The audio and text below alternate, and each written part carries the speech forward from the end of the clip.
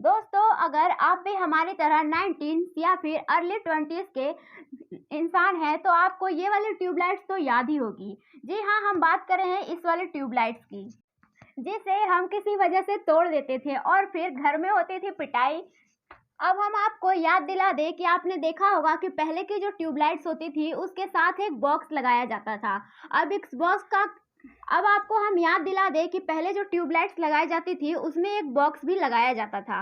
अब इस बॉक्स का क्या काम होता था उसके बारे में हम आपको बताने वाले हैं। पहले हम आपको बता दें कि आजकल की एलईडी लाइट्स में इस तरह का कोई बॉक्स नहीं होता है, लेकिन पहले की ट्यूबलाइट्स में इस तरह का बॉक्स भी लगाया जाता था और इसके 3 यूज होते हैं। अब आप सोच रहे होंगे कि आखिर ये 3 यूज क्या हैं। सबसे पहला रीजन ये था कि ये जो बॉक्स है ना, इसे चॉक कहते हैं, जो कि करंट को कंट्रोल करता था। दरअसल इस बॉक्स का काम था करंट को ट्यूबलाइट में भेजना और फिर एक बार चालू होने के बाद इसे 1000 वोल्ट करंट की जरूरत होती है और फिर ये सिर्फ दरअसल इस बॉक्स का काम था करंट को लिमिट करना।